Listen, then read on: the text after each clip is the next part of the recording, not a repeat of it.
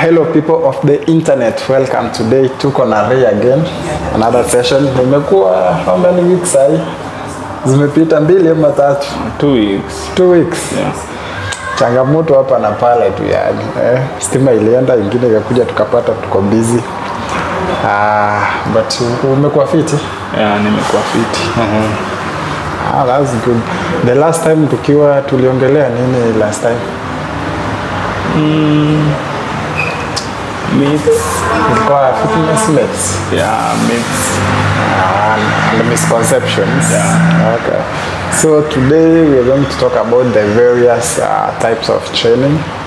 So we are going to talk about what they entail, the benefits, the disadvantages, and also who they are for, so that you can be able to know which one is the best when it comes to training, ama ni gani ile inakufaa wewe depending on your goals. Yeah. So of course, if you have been coming to the gym, you have been exposed to different training. Sometimes unaweza kosa kujua ni gani tunafanya, mwambie wewe beba chuma, wewe kimbia, wewe ingia kwa treadmill, lakini ujui what exactly you are doing. Maybe unaambia wewe piga squat, hiyo ni ya mguu, piga burpees, you know.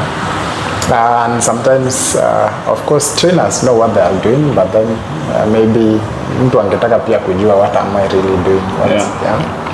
So now the most common ile yenye tunaanza nayo ni so we are going to talk about a number of maybe 9 or 10. We are going to be brief and maybe direct to the point. So ile most common ni strength training. Yeah. Strength training. So what do you think strength training is? Pia strength training inaitwanga resistance training. Yeah. You unaweza sikia any of those that used interchangeably. What I think about strength training is like just to test your strength. Okay. Yeah. Ni workouts zina test strength. Yeah, and workouts zina test strength. So one of them is deadlift. Yeah. Chest. And legs. Doing squats. Yeah. So they so ni workouts zenye zina involve lifting weight. Yeah, lifting weight. Okay. So it could be free weights, inaweza kuwa machine, pia inaweza kuwa body weight. Ukiambiwa ufanye maybe push up, that's a form of resistance training ama strength training. Yeah. So and the goal of this is to most of the time to build strength and grow muscle. Yeah. So that's what basically strength training is. And maybe if we talk about the benefits, the biggest thing umesema ni strength. Yeah. So when we are lifting muscles, of course we need strength, and when we combine this with good nutrition, our strength grows with time. Yeah. So kwa mtu mwenye tuseme ni mvivu ama ana nguvu ama nini, we usually recommend this. Mwili nayo upata nguvu haraka sana when it does strength training. Yeah. And also maybe benefit ya pili unaweza fikiria ni gani ya kufanya resistance training? Which is very obvious. Resistance training increase your cardiovascular endurance. Yeah, endurance. And is it really at the top when it comes to strength training? Is it top? Like, is it a top benefit? No, I don't think. I think it's just second benefit. Secondary benefit. Yeah. I would love maybe tuongelee zile primary benefits kama your strength and tumesema. And then to increase bone density. Also muscle hypertrophy. Muscle mostly is number 1, like number 2 after strength. Of course, if you increase in strength also, it means there's also muscle growth in some way, whether it's minute or big, but then there's always. Unaweza pata jamaa tudogo tunabeba a lot of weight. Of course, their strength is growing significantly, but then maybe in terms of the body sizes. But then that doesn't mean they are not growing in terms of muscle. Yeah. Nile, maybe I grow at the rate that they want. So, tumeongelea mambo ya muscle mass and strength. Umesema bone health and joint health. Also, when umesema mambo ya cardiovascular, maybe because it utilizes calories, so ina boost the metabolism. Yeah? I think it's the best when it comes to boosting metabolism. It's also of growing muscles. Yeah. And maybe things like squats, chest press, shoulder press, peers improve what we call, especially military press. Yeah, you use a lot of energy to push the weight. So also those exercises, they also improve your functional fitness. And tutaongelea functional fitness, but then to just give you a tip, functional fitness ni ile movement which mimics our daily activities, like a squat. Squat ina mimic kukaa, kwenda kwa choo, you know. A lunge mimics maybe sitting, whatever, going up the stairs, and such a things, yeah. So those are the main advantages, yeah. Or rather the benefits of strength training. Benefits. Of course, each workout also has its downsides. Yeah. And it's also good to talk about those. But then also, when we are talking about disadvantages, we are not telling you to avoid these ones. No, these are the disadvantages that come from really focusing on it too much. Yeah? Number one, ni ile tunaitanga risk of injury. Risk of injury. Due to maybe improper form. Yeah, good. Yeah. And also ego lifting. Want to lift more weight than wewe anguka na weight. Yeah, one day I was doing squats. It was about 140 kg. So when I was going down, I will come up. Ilinibidi nirushe weight chini. Yeah, you know, sometimes the body is just curious. You're curious, like what will happen if I go this heavy, because also you want to test your body. But then the thing is, you have to know your limits, because some injuries can be severe. What to break their backs, wengine miguu, wengine. Of course, kuna zile obvious zenye zikuja, but then we are talking of those serious ones. They come from poor form now, maybe lifting too heavy. Yeah. So if you are lifting too heavy, always ensure kuna spot mtu wa kusaidia. And also if you don't know proper form, it's always good to have a trainer ama someone who, maybe even a fellow gym bro ama gym sis mwenye anakusaidia na kuambia uliza tu like hii inafanyaje, at least to be on the safe side. So safety issues, that's number one disadvantage. Watu wengi huumia sana on that. Yeah. And maybe number two, when it comes to lifting, kwa maybe new beginners inaweza kuwa intimidating. Yeah? Whereby tuseme umeingia gym, umepata jamaa ameweka ki 50 kg hapa na ki 50 kg za hata wewe unaona hata mimi lazima niweke. Alafu wewe ni kushika ka 50 unashika 5 kg peke yake inakulemea. So sometimes kuna ile uoga mazee, mimi kama siwezi, you are being intimidated, because pia unaona majamaa wameunga huko, wewe uko mkonde hivi. So in a way it makes you feel smaller in a way. Yeah? And also another thing is it requires equipment. That's also another disadvantage kwa mtu mwenye hawezi kuwa na access ya gym ama equipment, anaweza kosa kuparticipate. Of course maybe umepiga body weight squats, but then inafikanga point they are no longer beneficial. Body inazoea. And then number maybe ya mwisho ni overtraining risk, which I think is common. Wewe kwanza ndio unaonanga una overtrain sana. Kutoka asubuhi mpaka jioni. Yangu sio like lakini light.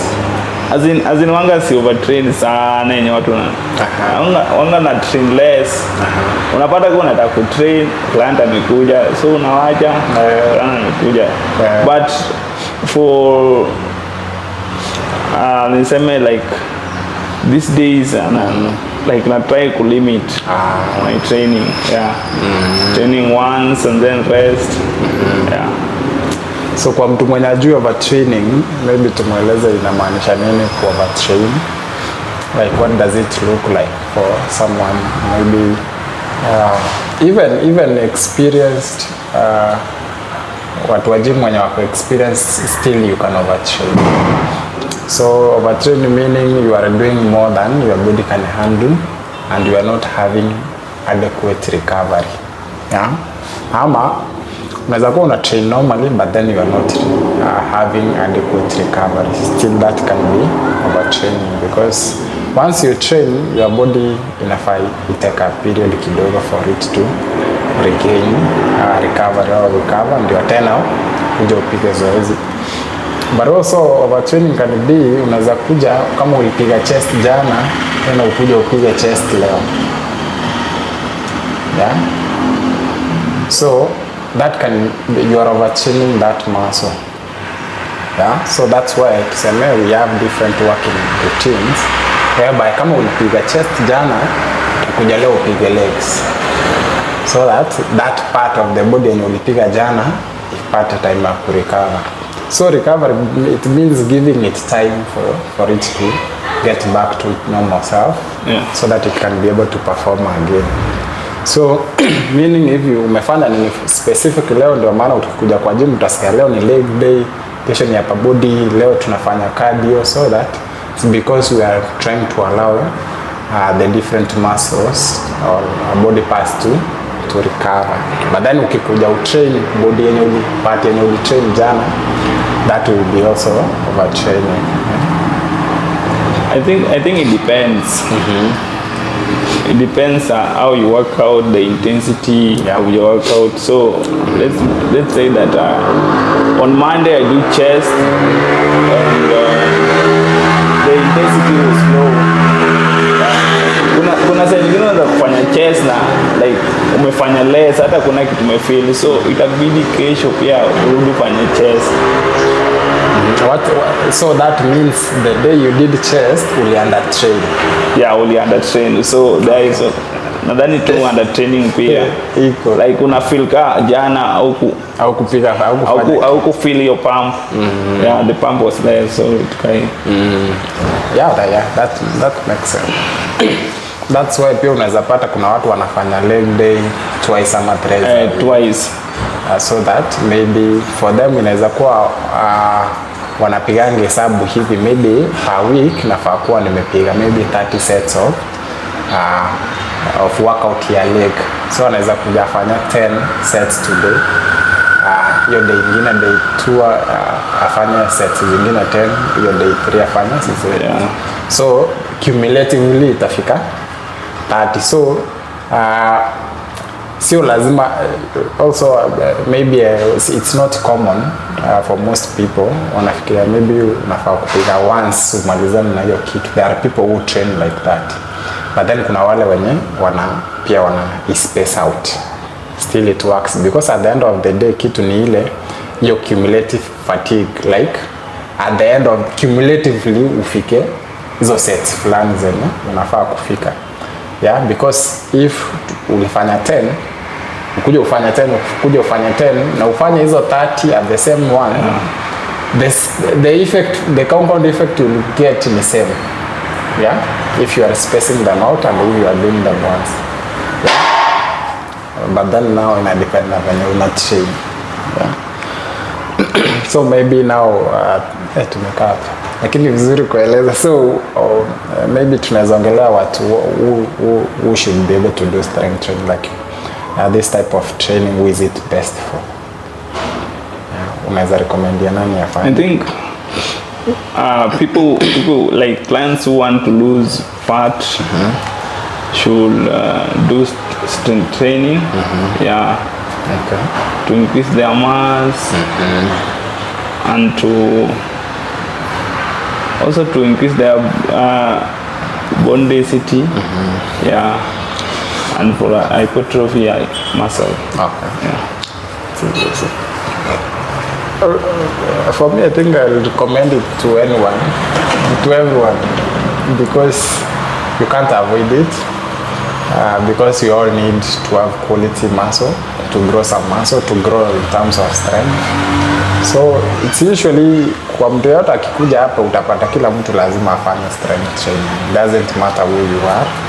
And it's because we know at the end of the day what we are looking for is also to grow some muscle, because that will determine your quality of life in coming days, especially when you are getting older. So especially mtu mwenye ni old akikuja kwa gym, achana na mambo ya cardio, sijui mambo ya nini, strength training, because they are at a place whereby they have lost most of these things, muscle, strength, stability, you know, all these things.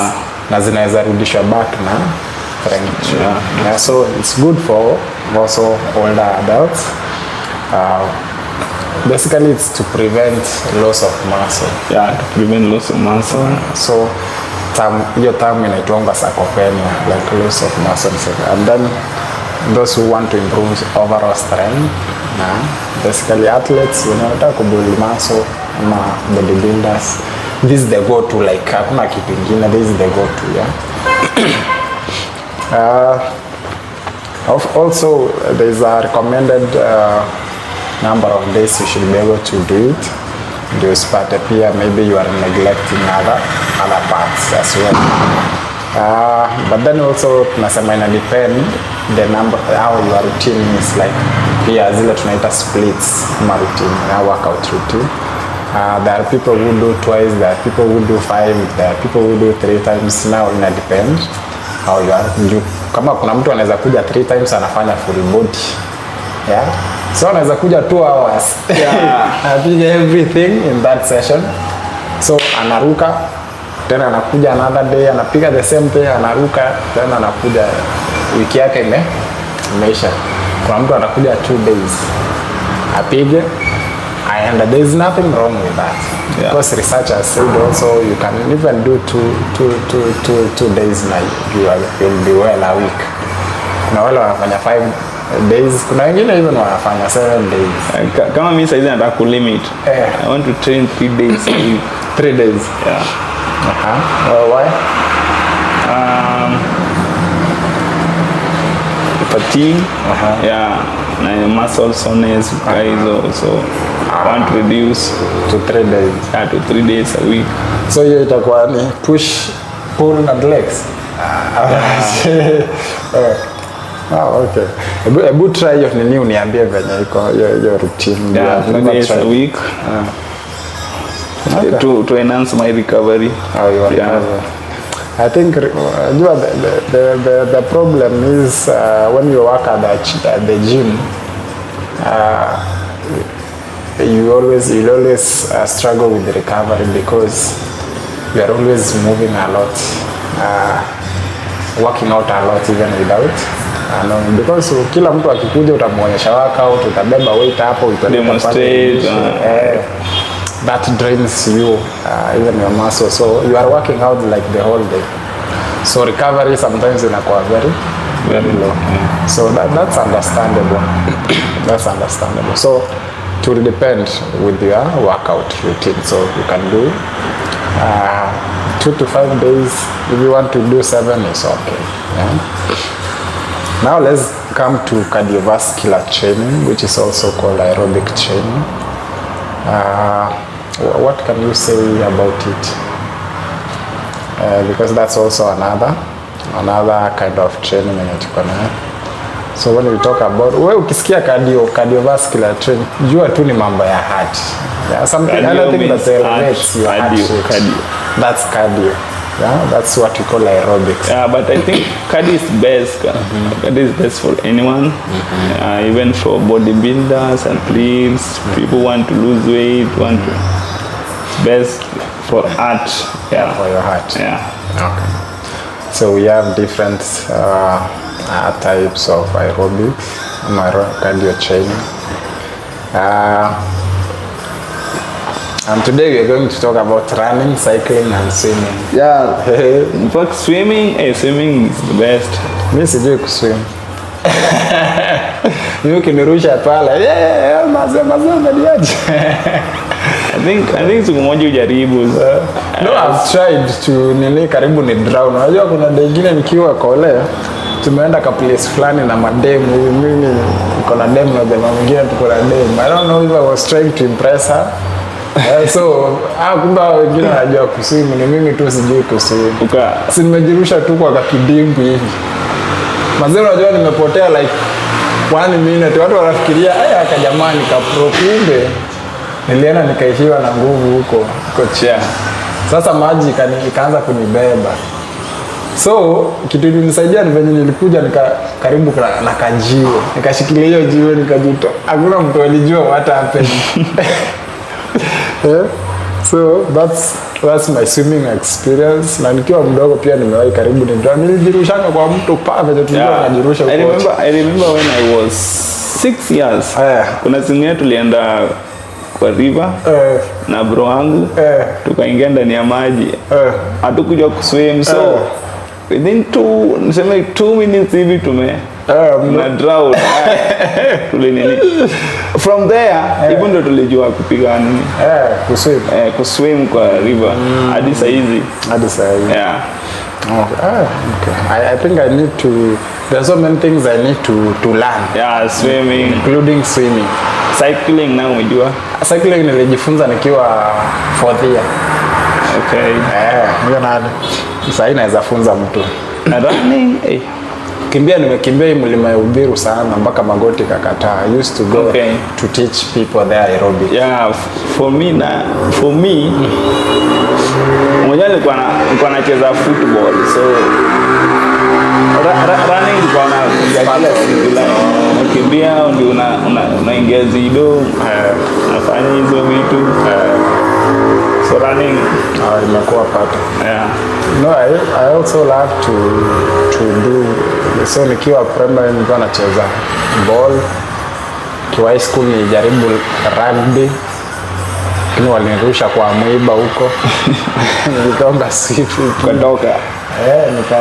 Nikaachana na mambo ya kufanya nini. So that is me with the normal sports. So we are talking about cardio. So benefits za cardio, number 1 venye tumesema ni heart and lung health. So it improves those two. Number 2, burning calories, which is very obvious. And this inasaidia kwa fat loss. Also good to increase endurance and stamina.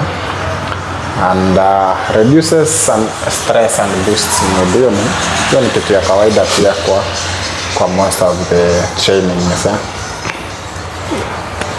So disadvantages, that's where we should be able to talk about. Okay. Because hizi vitu zingine. Okay, I have one disadvantage. When clients are doing like Zumba, steps, so there is always an overuse injury, so knee. Overuse, I think repetitive injury. Yeah. A lot of pressure on the injury. Yeah, a lot of pressure and then. Yeah. So like niseme tu kila siku client anahisi knee pain. Because of the love for steps, so anakuja kila siku na anatumia. So over a long period of time kapata naweza kudevelop hata kwenye inaitwa arthritis. Yeah, that's one thing. Yeah, overuse of injuries because of repetitive stress on the injuries. And then people who are like fitness professional who conducts na Zumba, steps. So there is always muscle loss. Yeah. But also everyone else, kwa kila mtu, not only everyone else. Cardio nayo muscle loss iko guaranteed. Muscle loss, so inataka like unafanya unakula vizuri. inafaa unailimit and then because if you are doing 2 to 3 times of cardio a week, and maybe you are limiting your strength training. Because wanga na follow hao wenye wanafanya hizo vitu. Hao watu ni wakonde. Wameisha. Inataka ndio naonanga coaches wengine wenye ufanyishanga aerobics ni wanono. And I love that because for them that's good. They can afford to do that. Lakini kwa mtu mkonda kama mimi, that's why I don't like doing classes. I used to do steps and all, but then ilikuwa inanikata mbaya sana. So but then muscle loss is for everyone. Muscle loss is for everyone. Especially if you do a lot of cardio in your workout. So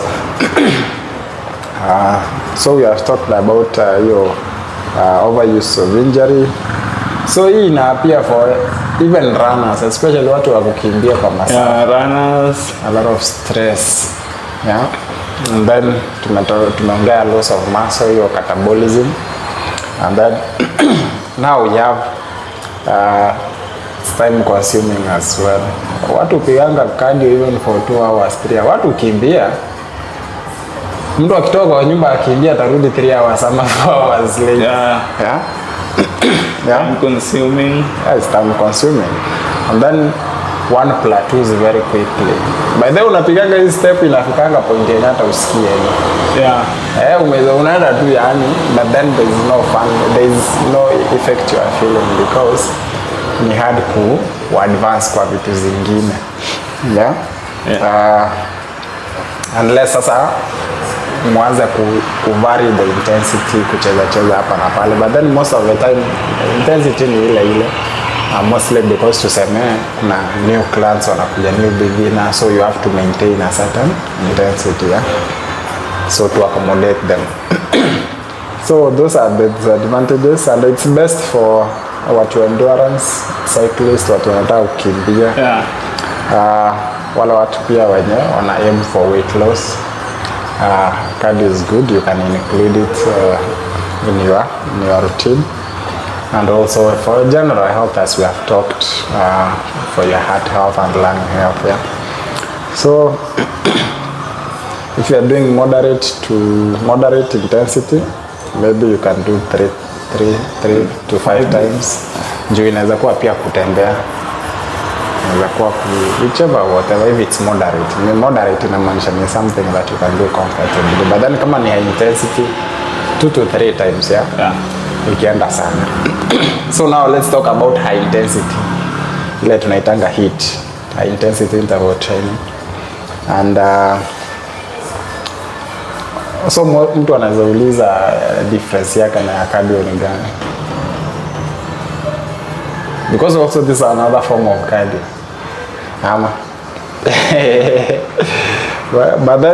But then this can be, HIIT can be also, unaweza fanya resistance training na HIIT. Because HIIT basically ni short burst of intense exercise followed by minimal rest. So unaweza kuwa unakimbia kidogo una rest, unakimbia kidogo una rest, ama unaruka kidogo, ama unabeba weights, as in you can even do it as piana, but then intensity is very high. So now ndika hapo nini like sprint na Tabata. No, Tabata is part of the HIIT. Do Tabata you rest like 10 seconds. Unago again. Sprint intervals. Sprint unaweza kimbia hivi, unafika pale unago rest 5 seconds. I always like sprint. Sprint. Sprint ina kutax. Like ukienda hivi ukirudi umeisha. So sprint is best. Kama unataka ku lose weight sana fanya sprint. But then it depends now where you are, because if you are heavy there is some things you can do where you are. Sprint ni kwa mtu mwenye tuseme hapo well off. Watu wanaweza tu kujaribu.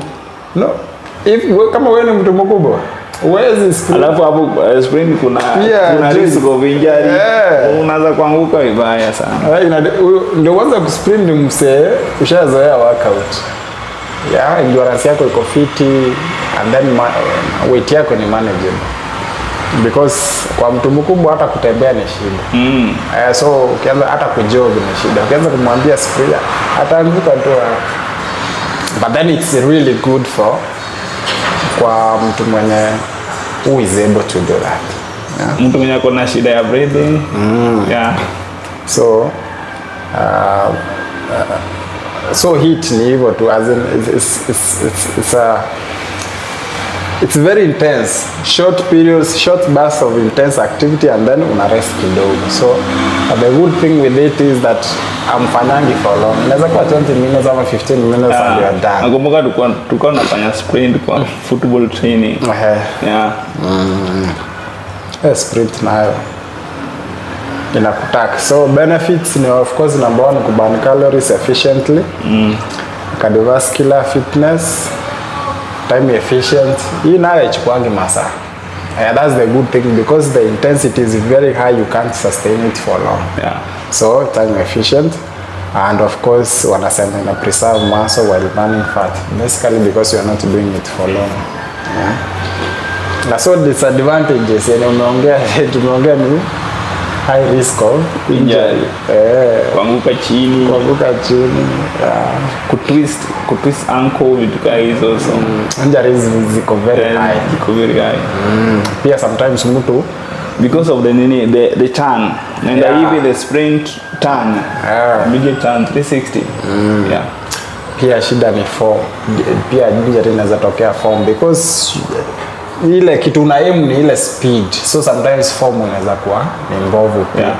Yeah, so you want to just because I've realized this from the Tabata I used to do. Alafu nini pia like let's say we as footballer we are sprinting and then the head on unaweza kutana hadi mpigane head on hivi kwa sababu kitu yenye watu naenda hivi unarudi. So hiyo head on accidents, they can true especially in the crowded areas. If the space is small. So also overtraining risk.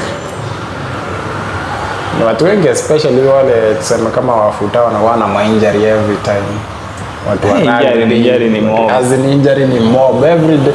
Naenda tu mtu wa sport sana utapata injury ziko kadhaa. Like ukiangalia ni mguu ya mchezaji anacheza ball. Unaona tu injury like boots, mtu amekanyaga na boots hapa juu, amekanyaga amesimama kwa juu ya nini yako hivi. Anachuma. So watu fulani kuna weird sana. So risk injuries ziko very high. Overtraining sana. It's hard on the joints as we have said because plyometrics are involved a lot. Kimbia na nini kuruka kufanya, and also it's not ideal for beginners. If you are a beginner, don't go for something that is very intense because of the fika hapo you need to develop these skills pole.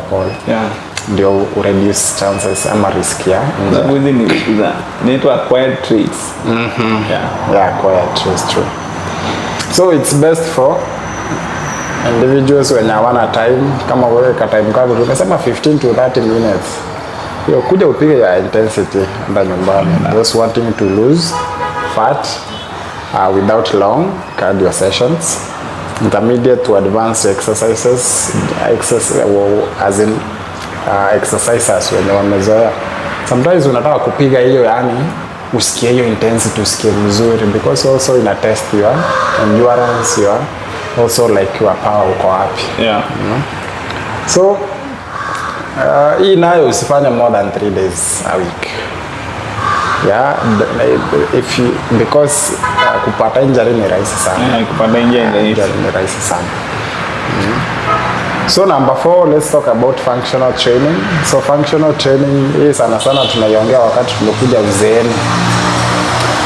But then we usually do it most of the time without knowing, without classifying it. But then now it's mostly a thing when it comes to the old people. because utapata as we age ndio tunaanza ku lose basic things kama kukaa, kuamuka, kutembea, you know, kutembea, zile vitu rahisi yani za kawaida, we lose those things. So ni kama again kuanza kufunza mtoi kukaa, kusimama, kufanya vitu so functional ni ile na it's just mimicking a real life patterns ama movements. So these things are squats, lunges, so things like those, and na pia also one thing that as you grow older you lose your mobility and flexibility. Zinaenda, ndio maana mtu unapata akianguka kidogo anaweza anguka very easily because they are not very mobile or they are not flexible. So injury ni rahisi as you age because you are losing that. So when we talk about functional training, one of the key benefits is to improve your mobility, flexibility, balance and coordination. By the way, watu wengi hawapangi, unakujaga kuigundua coordination kwa steps, watu wako coordination. Especially we as males. And like men, hatuna coordination ya mguu na mkono kona. Hakuna, very true. Ambia mtu tuende weka mkono hivi tuende hivi, anafanya opposite. So we lose these things as we grow older. So we also have to enhance. So the body can always learn some of these things. So don't underestimate your body. Number 2, it reduces injury risk because it improves movement patterns. So because now if you have lost these movement patterns, so injury inakuanga high, but then now as you train you regain those movements, so injury risk will reduce. That's a benefit, and then it's useful for our daily activities. Especially bending. Unapata watu unajua hawawezi kubend ukiwa mzee. Unaitanga mtoto kuja nifungie kiatu. Kubend they can't bend. Even hata kukaa lazima washikilie kitu ndio na kuamka. The older people should do more mobility exercises. More strength. More functional. You functional tu itakuletea mobility. Me usema mobility, you only do it when you need it. But then if you are working out most of the time, you are improving your mobility. If you are doing your squats, you are automatically improving your joint mobility. If you are doing a lunge, the same thing. If you are doing your press, as in mobility is involved, your flexibility is involved. Unless tuseme ni mtu mwenye, na wale watu maybe they have impediments za each movement. Juna mtu wako kuna mtu hata hawezi squat, so lazima umfunze kila day. You find ways to improve their squat. Waenda chini hawezi enda chini, so those are people who have some limitations. So hao wako recommended kufanya hizo mobility movements, but then just doing functional training will improve this drastically. So disadvantages. So functional. Number 1 ni ile like functional training sasa hakunanga isolation sana. Unafanya tu because you are focusing on just being functional. You want to just function. That's what you are. So hakunanga ati mambo isolation atafanya ka bicep curl kwanza hakunanga. And number 2 also it requires coaching. So ni complex, especially kwa mtu mwenye hajawahi come kwa gym. Especially wazazi, unajua mzazi hawezi muacha peke yake. Lazima ukue hapo, so you can't do them on your own unless maybe umewahi zifanya before. That makes sense. So muscle and memory inakuwa ni rahisi. Of course now as compared to ile traditional lifting, muscle gains ni kidogo. Muscle, because we are not really trying to do hypertrophy completely, nile tunataka just function normally. Unaweza kuwa kuna kitambi ni sawa, you don't care, but then we want you to function. That's all we care about. Utembea kwanza, ufanye mambo yako kwanza, hizo zingine zitakuja later. So it's best for older adults, sana athletes, na of course wale rehab patients wale wanahitaji physiotherapy. So functional movement, functional training. So ukisikia functional training ni hivyo tu, venye tu inamaanisha for you to function. Yeah. So want to do it, me usema as many times as you can, because if you need it, you really need it, you have to invest in that. Yeah. Of course, ina depend pia what you are doing on the side. Maybe kuna mtu anafanya hiyo function na anafanya vitu zingine on the side, maybe anaenda cardio, that's okay. Yeah, but then kama ni tu unafanya, do it maybe 2 to 4 times, fanya vitu zingine. If you can't do it every day, it's okay. Yeah? Depending pia on your recovery. Yeah? Yeah. So tumekuja hiyo mambo ya flexibility and mobility training. Me, I'm not a big proponent of this training. Like ni ngumu upate niko na session ya flexibility na mobility. Flexibility. Unless naona huyu client ako limit, because I have 2 clients who I know are limited. Au tu ndio unapatanga na spend a lot of time doing maybe mobility drills. Flexibility just to be flexible. Yes. Kuna watu wako flexible. Yeah. Yeah. Basically what we are doing here ni stretch. Now doing yoga, maybe na mobility. Doing yoga, mobility like. So hakunanga big deal, ni ile plan the basic stretching techniques, because haziko hati mingi sana. Ukishazilani, you can learn them in one session actually. And then you'll be doing them often, so the more you do it, the more mobile you become, the more flexible you become. Yeah. The reason we do them sana ni to improve range of motion. To stretch muscles. Yes. Yeah. So to reduce muscle stiffness and injury risk. Because if you are joint of range of, as in if your muscle is stiff, your injury. Injury. Kwanza muscle risk. Knees. Joints are back. Yeah. Enough as to be flexible. Yeah. Sure. So. It enhances recovery and relaxation. Kwanza hiyo relaxation, ukistretch vizuri unasikia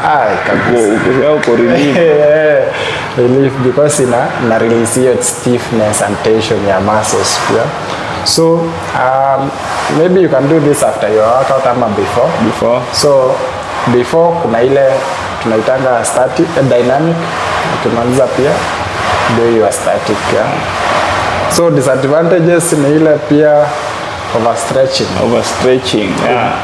Kama unaweza overstretch muscle. Sasa especially wakati unaifanya aggressively. That happens sometimes. So nadhani senye unafanya stretching unafaa ufeel.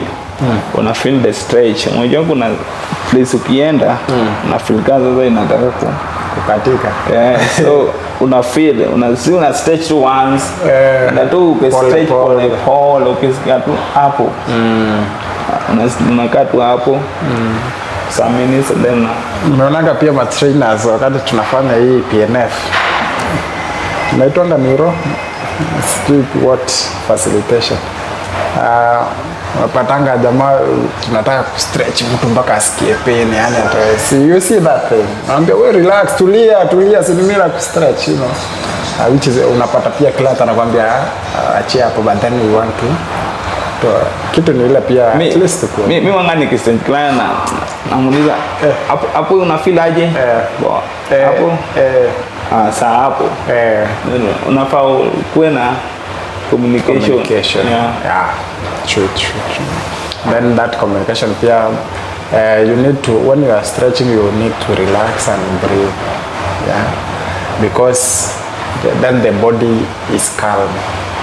Lakini wakati uko tense, the body inaendanga protective mode, so kila kitu inakuwa tense in the body. Kitu unajaribu kustretch mguu inakataa hata iende, ama muscle ama joint haimove, na hiyo inaweza risk injury. And also it's time consuming. Mtu unaambia mtu stretch 5-10 minutes, anaangalia 5 minutes anaenda job. Yeah, so it needs also consistency for you to be able to see results. To be flexible is a consistency thing. Yeah, that's the one. Then it's not a standalone workout, so it has to be paired with other. training. So it's best for kila mtu. Stretching ni ya kila mtu, sio ati ya kuna mtu especially wale watu pia wenye wanapenda kukaa sana. Watu kwanza wenye wakuji gym, sedentary life wanafaa stretch sana because muscles zinakuwa unactive. Wana muscles za back. Unajua umekaa hivi, ukakaa hivi, so ziko tight, zingine ziko inactive, unaanza kusikia back pain. Because also once muscles become inactive, others have to compensate, so unaanza kupata kuna ile yenye imekuwa overused yenye ina compensate, ingine iko tight, so unaanza kusikia kind of also pain yenye na ile stiffness. Of course athletes wale wenye wanataka agility and then of course gymnastic kama gym what? Ndio tu athletes wale martial arts, gymnasts, because wanahitaji agility. Yani agile self, kama how fast you can be able to react ama respond ama move. So I think that's what agility is. Also wanafanyanga pia agility drills. So when to do it ni before and after. Before and after. Circuit training. Najua sana tunafanyanga circuit training sana kwa gym, especially when there are group trainings. So circuit training, let's talk about that. So circuit ni ile unapanga tu stations kama circuit is just circle. You're going to circle around hivi.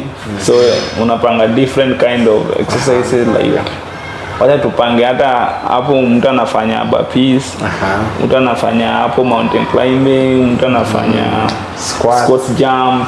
So to circuit and then kuna minimal rest. So inakuanga intense. Okay, that's it basically. So mna rotate tu hapo for a number of times depending on coach amekuwa. So naona nauliza circuit training how many minutes doesn't, it depends with the, unajua unaangalianga client anakaa aje. So client kama endurance yake iko high unamwekea mingi. Juu pia ni watu wachokangi sana kwa circuit training. Watu wachokangi sana. But kuna there's this lecturer mwenye anaitwa Pembe alikuwa shule yetu, so alitupea circuit 45 minutes ndio nimechoka. 45 minutes hizo like ile yake ilikuwa intense. Kama intense iko high nayo ni ngori, ilikuwa intense. Leo maleza tu naenda tu kuoga umeisha. Intensity ikiwa high nayo especially tuseme penyewe mko watu wengi, so huwezi simama juu au utaachwa nyuma and then uko kwa line unaambiwa wewe maliza, mwingine ingia hapa. Na so ina depend na and also it's something that's supposed to push you kama test. So a good one should be able to incorporate strength and cardio. So kuna zile vitu rahisi na kuna zile vitu ngumu, so that at least pia mtu anapata time ya rest kwa exercise fulani.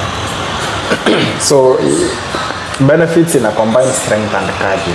That's the good thing. So you get both benefits and it's efficient because it's full body. So circuit ni full body tu, hakuna ati mambo ingine. And then ni adaptable kwa kila mtu. One can do this. Hata kama uko whether you are advanced or a beginner. If you are a beginner, you go with the intensity iko chini. Kama uko advanced, unaona intensity iko high. So disadvantages. Disadvantages. Number one is I can't fatigue. So your fatigue inafanya uanze kupoteza form. Unaanza kuchoka vibaya sana mpaka unaona watu wanabeba deadlift ni kama hata nimekumbuka hiyo siku hata form nyingine unaambiwa umepotea like ile form like rudia so unarudia hata mara 5 hiyo sasa kuchoka, so unachoka, so fatigue inakuja hivyo because hujui form. So also limited strength gains when you compare it to weightlifting.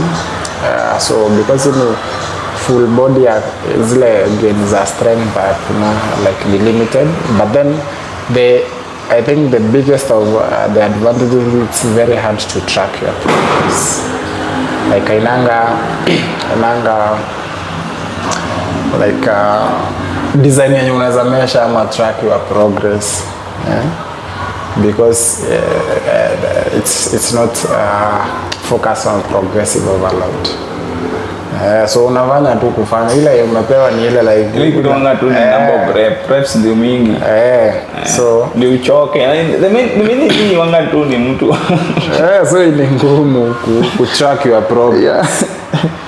So it's best for general fitness enthusiasts, people wanting variety. Kuna wale watu wenye wanataka variety, wana enjoy group workouts as well, and pia beginners inakuwa ni mzuri because they can enjoy the intensity the way they want. So you can do it 2 to 4. Yeah, inanga normal, and depending on how hard you go. Power training. So power training, hizi ni plyometrics and Olympic lifting. So hapa ndio pia unapatanga CrossFit. So most of the people who do power training ni power lifters. Hata sisi tunafanyanga power training because ukifanya hizi cleans I mean, snatches. So like any explosive movement, one rep maximum squat, that is power training. Like umeenda 100, so umeenda 1, so ni power training.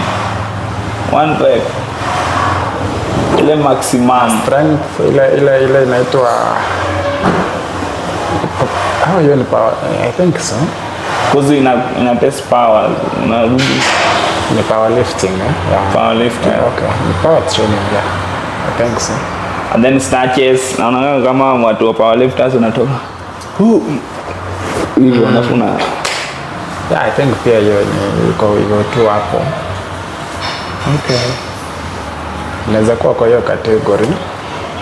Juu hizi so power training ni explosive movements. Bodybuilders wangu wapendi training. Wapendi. But because you see now, that's not your goal. Fitness is about goals. So that you can be able to choose what works for you. Juu tuseme kama wewe unataka kwenda kucompete, huwezi kucompete maybe kwa stage when unasema unataka kwenda bodybuilding. These are things hatuwezi kukupata ukikimbia huko nje. So they dislike it because of that, because it doesn't add anything to their goals. But then once in a while for the kujibamba tu. Hata mimi sifanyangi hizi vitu. Nikuonyesha mtu jump squat. I don't remember the last time nilifanya jump squat. Cleans, batonga ni ngumu. Cleans nimefanya, snatches nimefanyanga. The last time nilifanya clean ile nilifanya. Naona hii chuma ni mara ya pili imeniangukia, lakini hiyo time ilikuwa na weight. Ulikuwa unafanya clean ya barbell? Alafu sasa uzuri nilikuwa nimeweka weights. Like so hata ikianguka. Ile clean ya Olympic wanga nimependa hiyo movement. Like unaleta weight and then unaweka hapo, and then kuna vile unatumia mguu. So inakwanga inakwanga fit. Ile kitu inaweza kuangukia. No, sasa grip lazima ikuwe fit. Alafu tane ya risk. Ndio unaleta hivi. Then ukikuwa na straps ama something inakusaidia kushika ni poa sana. So power training hii sana watu tunafanyaga kama CrossFit. So basically ni ku increase speed and power, ku enhance athletic performance, building fast twitch muscles, some muscle fibers. Sana ni hizo benefits tunapata hapo. Sasa tuongelee disadvantages because hapo ndio kuna kuanga na disadvantage. Kama mtu mwingine pale ule jamali ya nini bone yake ya nini ya squat ilitoka nje, so ni ilitoka nje, alikuwa anataka ku lift green press na barbell katoka hapa, so ni risk of injury lazima iko hapo, inakuanga very high because nayo tunanana na weight mzito. Na you have to know the technique kwa poor lazima ukuwe injured, inanga atu 1-2. Kwanza hii kuna injury noma sana. Injury zake ni noma, mgongo as in a big nini has to dislocation ama bone breakage. Also number 2, it's not for beginners. Because lazima ulearn your form kabisa.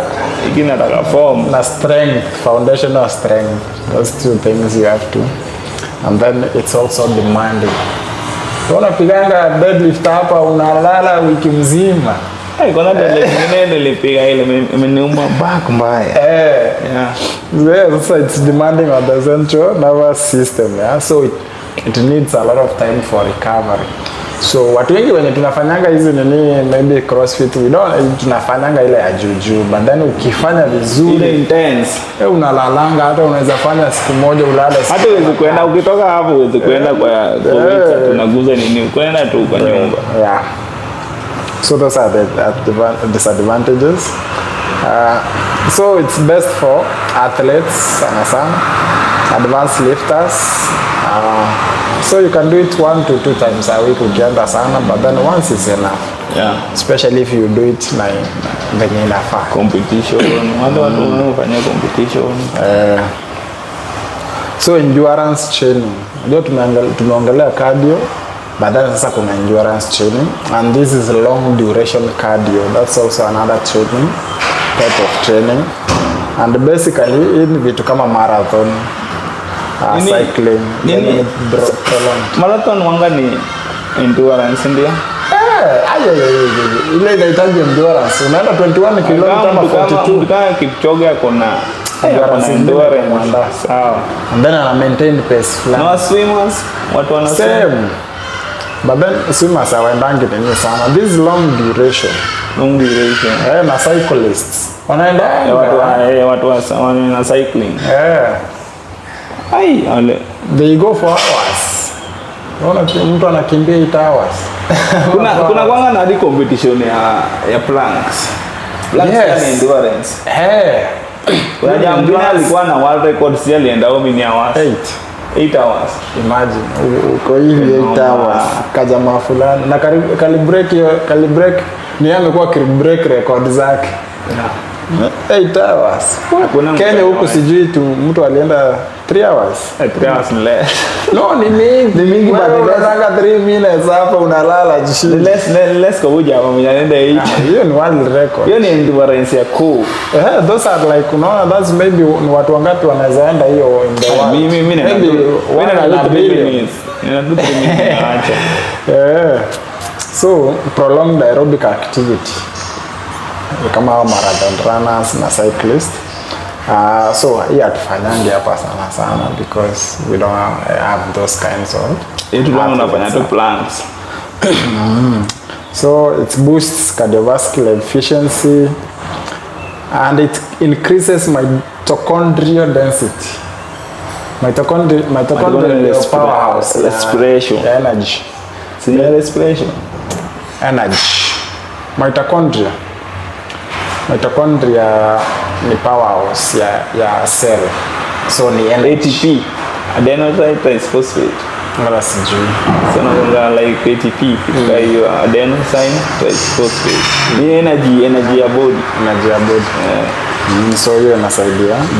So it increases, it makes the body use energy better. And then it trains mental resilience.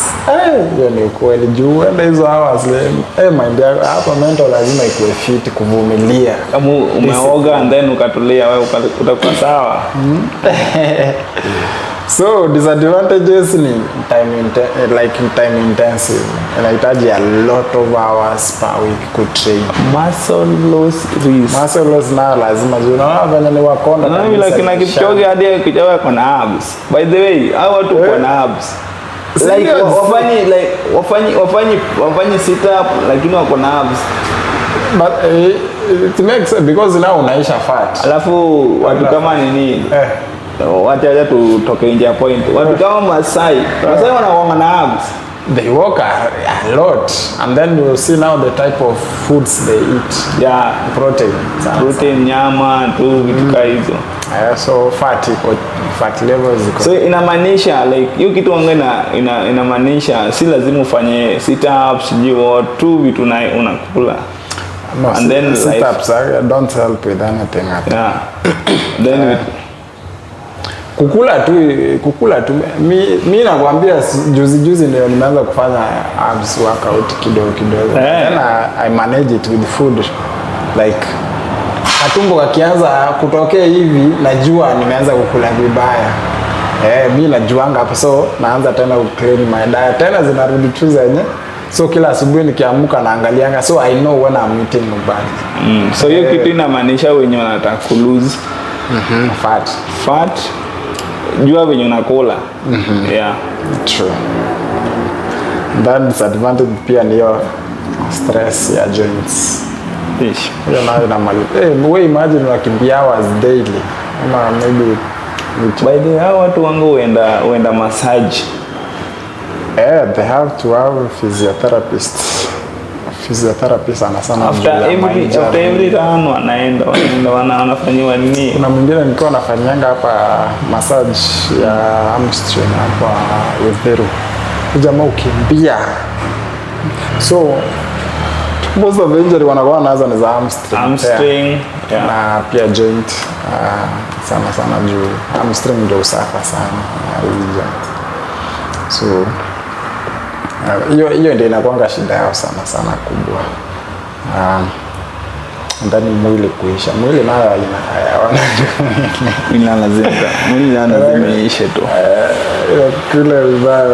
Sasa ukikula sijui utakula aje. And then so it's best for marathoners, triathletes. Unajua triathletes? So triathlon whereby you are mna cycle, mnakimbia na mna swim. Hiyo ni competition iko hivyo. So kuna mahali mna cycle, kuna mahali mnakimbia, kuna mahali mna swim. Hiyo kitu utaji endurance. So niambie. So kuna mahali mna swim hivi, unavuka, unaenda unapanda kanini kayo kabike. Unaenda alafu unaenda unaiacha mahali. Unakimbia tena unaingia kwa maji tena. So triathlons, so that's the best for them. So want to do it, we can't know, but then we recommend 3 to 6 times per week, depending on the event. Then we have cross training, which is the last one we are talking about today. And basically ni mix different workout styles to prevent plateaus. That's the main goal. What is the difference between cross training and circuit training? Cross training ni ile tuseme leo unaweza kuja ufanye strength, kesho ukuje upige cardio yako, hiyo dengine ukuje upige your plyometrics. So like ni different days.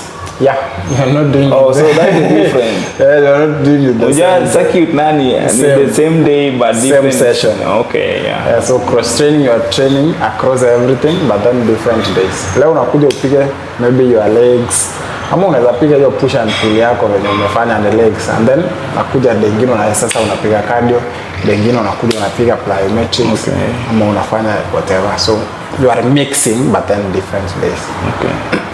So basically ni to avoid plateaus and also keeping engaged, like workouts engaging, and also to balance basically skona, because at some point pia unagundua ni kama kusema ukifocus sana on one side you lose the other one.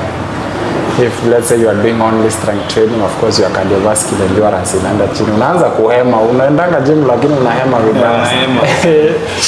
Pia ukifocus on let's say cardiovascular peke yake, unaenda gym lakini hauna mass. Hauna mass, una lose mass. So you mix. It's a mix, which is and that's the best kind of training. So you are mixing. So the thing is, it reduces overuse of injury. That's one benefit.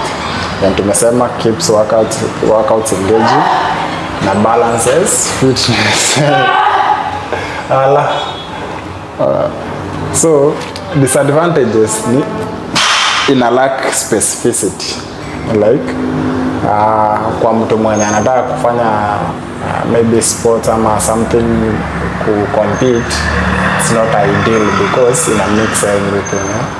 So you are not specifically training for something. So that's one of that fun. But then it's ideal for people who are just coming to the gym to get fit. Okay. But then kwa mtu mwenye na specific goals and maybe achieving or competing, it's not ideal. And also, if you are switching it often, naweza dilute, let's say, progress. Because kama unapiganga mguu yako, unajua una track hivi, and then unaanza sasa kumix hizo vitu katikati, inaanza ku alter your progress, because now you are not concentrating on the progress you are having before, and then ni hard to track because there's no sync of workers. So unaweza kosa kujua nimefika wapi deadlift, because umekuja ile day yenye unafaa kupiga deadlift ukaamua kupiga cardio ama kufanya So basically the best for us, I've said, kwa mtu anataka tu kukua general fit. You are not just having any goal here. Just want to be fit.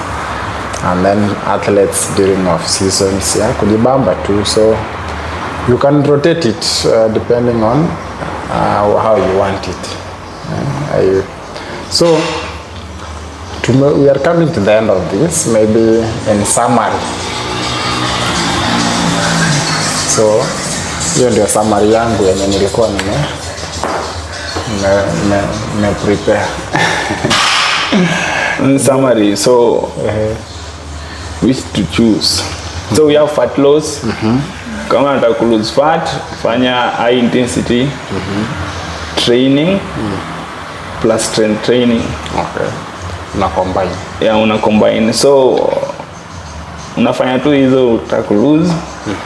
So my clients wanataka ku lose weight, ufanye high intensity training and strength training. Okay. So another one, we have muscle gain. This one you can do strength training plus hypertrophy focus. Hypertrophy is the just to muscle growth. Muscle growth. Yeah. So mavijana wenye wanataka ku gain muscle, mfanye hypertrophy. Yeah. Gain. Strength training. Strength training. So we have general health. When you wanataka kuwa na health power, wanataka kuwa na diabetes, pressure, stroke, mfanye cardio plus strength training na plus flexibility, ukue flexible. Yeah, we avoid arthritis hizo. And then tuko na athletic performance, tufanye powerlifting plus sports specific training. Yeah. And then we have injury prevention. Injury prevention, we have functional plus mobility work. Functional is just to be functional, and mobility work to improve range of motion. Yeah. So a well-rounded program often combines multiple methods. Example, you have strength plus cardio plus flexibility, adjust based on goals, fitness level and recovery capacity. Amen. Okay. So we have come to the end of that session. Najua they watu information yenye iko confusing, at least you have given them. Yeah, at least to me describe to show. Yeah. So I hope maybe you have learned. If you have any questions, you can leave them in the comment section so that next time tunajua maybe your questions, how to answer them or what to talk about, and maybe what you want us to include in our session. Maybe tutafanya ingine maybe Sunday. Okay. So during that period, ensure that you suggest what you want us to talk about, na pia remember to subscribe mazi. Msikuje tu kuvisit, tuachie hapo kwa subscription, at least hata sisi tuko na more motivation ya kufanya content. Always also recommend this to your friends, share. If the information is good, usikae nayo, share to your friend, because what we are trying to do here is to empower people to know more. That way they can be able to benefit more. Because the society, when it comes to health and fitness, there is so much misinformation, and we are just trying to educate one another for the better. Yeah. That's for me. Sijui kama uko na kitu ya kusema. For me, let's continue learning and let's enjoy fitness. Yeah, because this is life. Yeah, true. Yeah. Good. Cheers. Till next time. God bless.